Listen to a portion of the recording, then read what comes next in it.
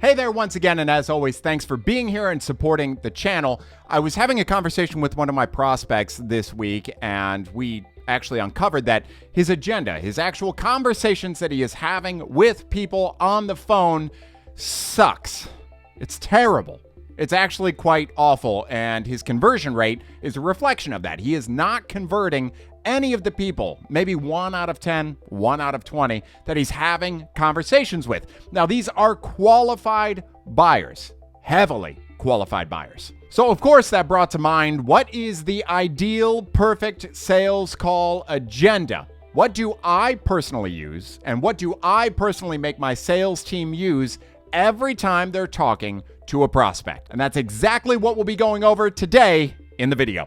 Hey, as always, again, thanks for being here. I really appreciate it. Make sure you click like, subscribe, and the alerts button so you're alerted to all of the sales training videos and lessons that I do in the channel. First and foremost, the agenda is critical to so many things in a sales call and a sales process. Not only does it give us the framework that we need to understand and move somebody through to help them make a buying decision, it also gives the prospect confidence in what we're doing. You see, human beings want to feel like they're being put through a proper process and system, something that worked before and will work for them. And also with that, human beings don't want to make the decisions. They want their hands held and they want guided through a process by an expert. If they're having a conversation with you, they know they're not an expert. They're reaching out to you because they assume you're an expert. And one way we can really deliver on that initial thought is by being prepared and ready for a good agenda. And as a side note, we need to make sure that we reveal that agenda to the prospect within the first 2 minutes of the conversation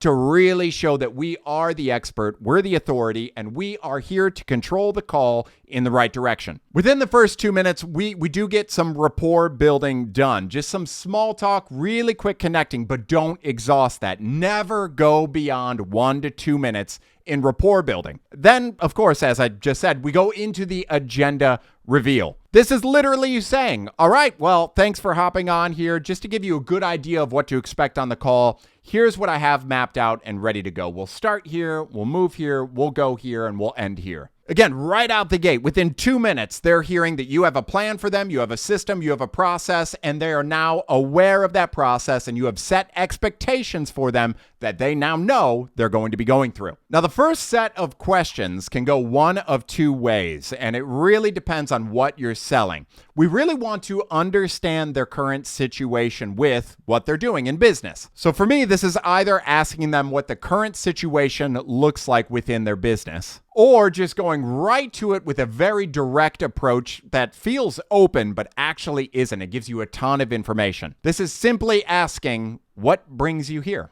What made you book the call today and hop on the call today? How can I help? Again, it's intended to get to the root of their current situation in business. We need all of that information to really dive in, tell them that we are valuable for them. We can fix this or help in some way, and then go for the close. We then need to move into an area where we focus on the problems that are created around their current situation. So what are their fears? What are their frustrations? What are they missing out on? What are they losing because of the current situation that they're doing in the business and they have without us being there? We then can really put forth our authoritative feeling, our expert feels here by going through what a lot of people call a pattern of implications. So in this section of the agenda, it'll really allow us to take what they told us about their current situation, their current problems, and expand those into the future because we are the experts. We know what will happen if everything stays the same. So it allows us to, with the prospect, paint the picture of long-term growth of those fears, frustrations, and problems. And once we've concluded that section, they're usually ready to make a buying decision. So we need to go for the close at that point.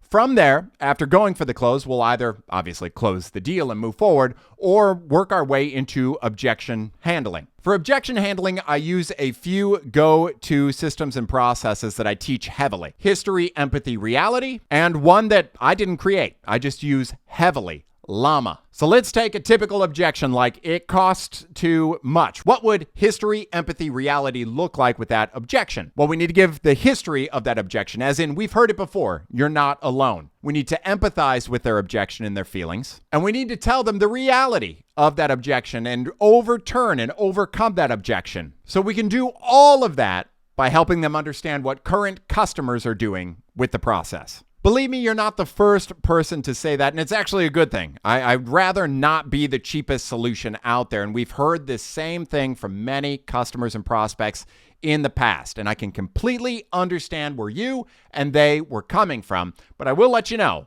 we have X amount of customers active right now who, on the other side of this, after they got over that objection or that fear that you have right now, realized that we actually save them X amount. We actually do X amount more revenue, whatever your value deliverable is. We told them they weren't alone in the objection. We heard and understood and empathized with the objection, and we attempted to overcome it with actual reality and proof. The other side of this that you should be using throughout all of your sales calls is Llama. Listen, acknowledge, make a statement, ask a question. So we need to actively listen. We need to acknowledge that they've spoken. So we need to actually say something like, thanks for letting me know. Sounds good. Oh, interesting. I appreciate that. Whatever it might be, we need to acknowledge that they have spoken and we heard them. This is one of the biggest missed elements in objection handling and conversations with sales. We then need to make a statement, and the statement comes in two parts.